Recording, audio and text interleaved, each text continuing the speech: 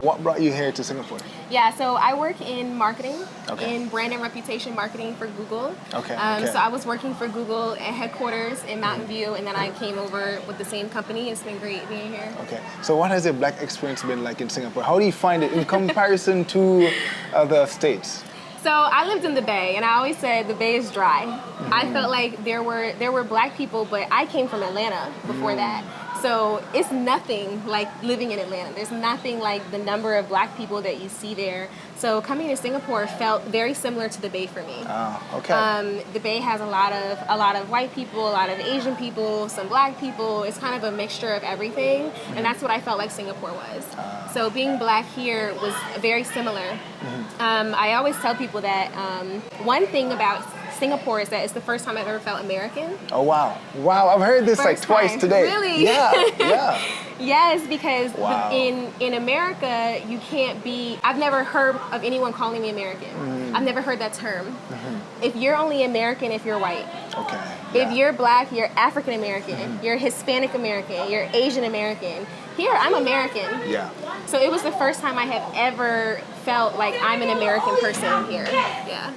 And it like the American comes before being black. Wow. People see American before they see black. Wow. Being in Singapore, you forget the idea of like racism. You forget about those things that you experience, those microaggressions that you experience in the States. So for better or for worse, you start to forget those things. Wow. Which can be a good thing in the moment. It can be a relief from being in the States. Yeah. What is it like being a black woman working at Google? What's that experience like? Tell me about the process to get there and your experience so far. My process to get to Google is very unconventional. Okay. It's a very long story. Long story short, I feel like I was meant to be here, and my resume made it through.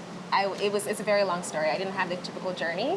But as far as being black at Google, I think we have such a strong community.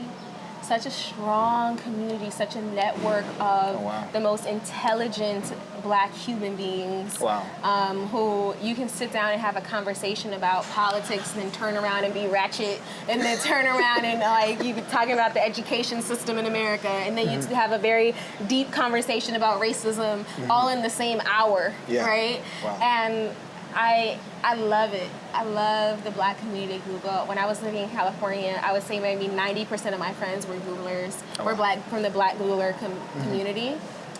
Very powerful community for sure. How important do you think black people in tech is? In my mind, I think it's really important in terms of progressing even as a people forward because tech runs the world right now, right? And if we're not in those spaces, I feel like underrepresentation is a big thing, I think. And I think it's a handicap for black people. What do you think from being on that side? Yeah, we actually have some people who do talks about this, about inclusiveness. We have a girl named Annie. There was someone named Nancy who left and went to Uber who did a lot of this work at Google as well before about like inclusive tech. So things as small as if I'm searching for some sort of like bug, like a spider bite or something, and you search for the image and there's no brown skin.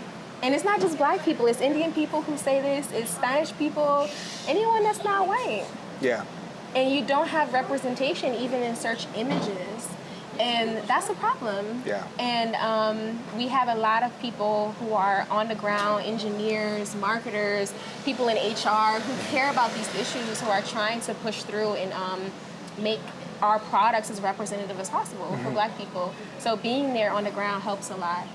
And I know there's things on YouTube of like sink manufacturers, like the automatic hand washing sinks, and a black person puts the hand and it doesn't work, and a white person puts the hand and it works. Like those types of things. Even some of the doors, it's crazy, right? If it's not tested on black people, how are you gonna make it work? Wow. Plus, I always tell people like we have Googlers from Haiti who grew up with no running water, no Wi-Fi, Googlers from all parts of the world who grew up with different resources, and how much more knowledge can they bring to India or to Indonesia or to sub-Saharan Africa and places that are dealing with the same things that a lot of our areas in the US or in the islands have dealt with, right? They can bring that knowledge, bring those resources and those ideas because to be quite honest, out of those places, where there are less tech and less resources, that's where the most innovation comes out of. It's people who need to find a solution for something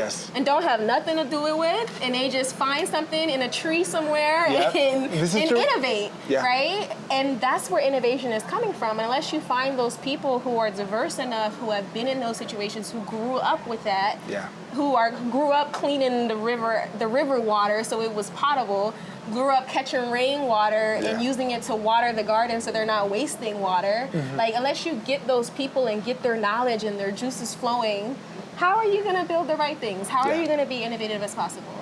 So I think it's really important being Black in tech, having diversity in general in tech. Yeah. Do you think it's that Black people are not interested in it, or are they applying for the positions and not getting them? What do you think? I'm not sure. I'm just asking. I think it's a hairy issue. I think a part of it is where recruiters are.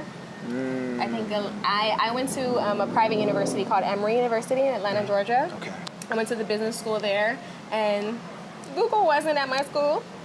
They weren't in Atlanta. They for sure were not in Atlanta. They were at Stanford. They were at probably Harvard. They were at the Ivy Leagues, right? I mean, Emory's a great school.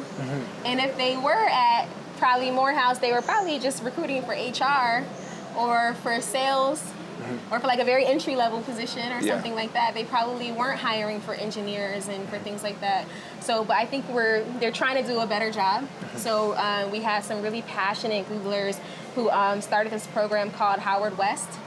And they basically started this training program over the summer for I think it was just for Howard students at the time, to come to Mountain View and do engineering training. Oh, wow. To like essentially train the next generation of engineers, of Black engineers.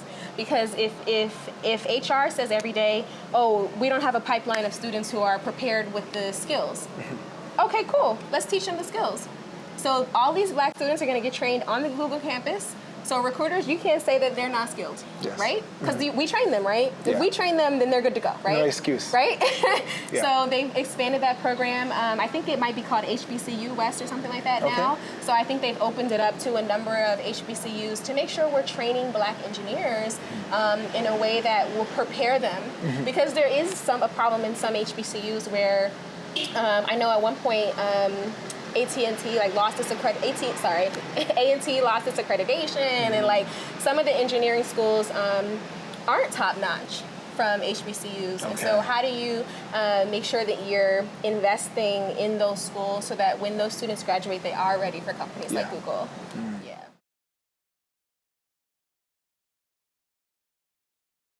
It's a tough journey. I think when I moved out here, everyone said, oh, it's so great, the weather's great, you can travel, like, come on down. And what they forget to tell you is that, and then you come here and you're like, wow, Black has so many different meanings to so many different people and so many different experiences that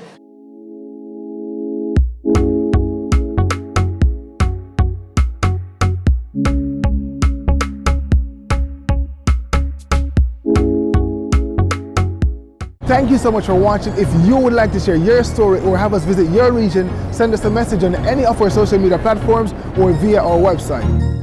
That's good.